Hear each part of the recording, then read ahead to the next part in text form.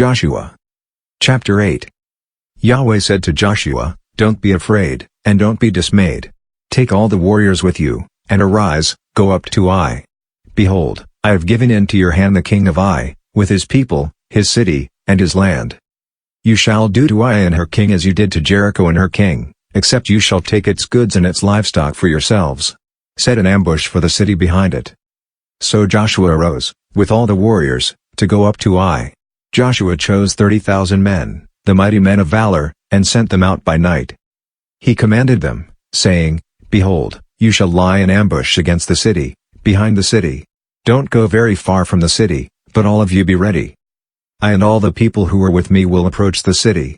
It shall happen, when they come out against us, as at the first, that we will flee before them. They will come out after us until we have drawn them away from the city, for they will say, 'They flee before us, like the first time.' So we will flee before them. And you shall rise up from the ambush, and take possession of the city, for Yahweh your God will deliver it into your hand. It shall be, when you have seized the city, that you shall set the city on fire. You shall do this according to Yahweh's word. Behold, I have commanded you." Joshua sent them out, and they went to set up the ambush, and stayed between Bethel and Ai on the west side of Ai, but Joshua stayed among the people that night. Joshua rose up early in the morning, mustered the people, and went up, he and the elders of Israel, before the people to Ai. All the people, even the men of war who were with him, went up and came near, and came before the city and encamped on the north side of Ai. Now there was a valley between him and Ai. He took about 5,000 men, and set them in ambush between Bethel and Ai, on the west side of the city.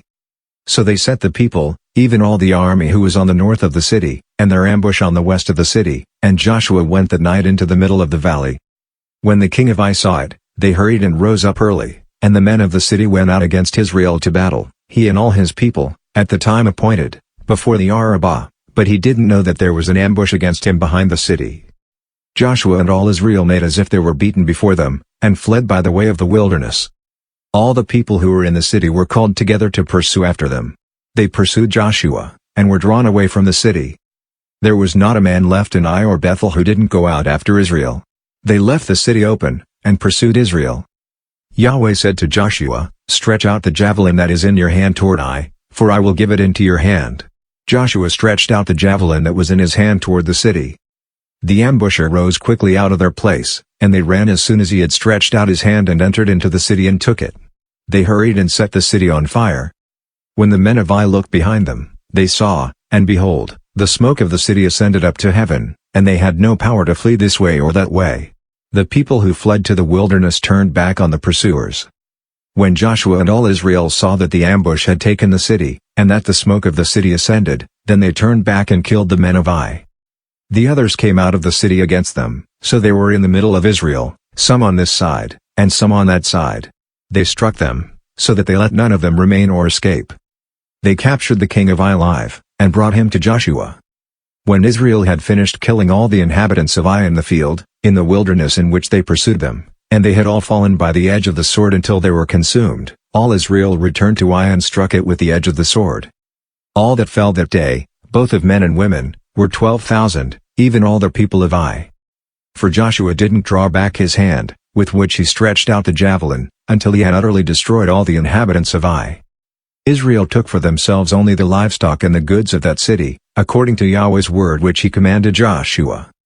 So Joshua burned Ai and made it a heap forever, even a desolation, to this day. He hanged the king of Ai on a tree until the evening. At sundown, Joshua commanded, and they took his body down from the tree and threw it at the entrance of the gate of the city, and raised a great heap of stones on it that remains to this day. Then Joshua built an altar to Yahweh, the God of Israel, on Mount Ebal.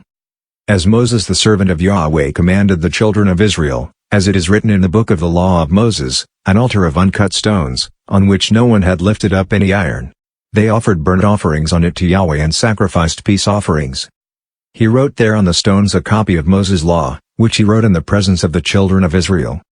All Israel, with their elders, officers, and judges, stood on both sides of the ark before the Levitical priests, who carried the ark of Yahweh's covenant, the foreigner as well as the native, half of them in front of Mount Gerizim, and half of them in front of Mount Ebal, as Moses the servant of Yahweh had commanded at the first, that they should bless the people of Israel.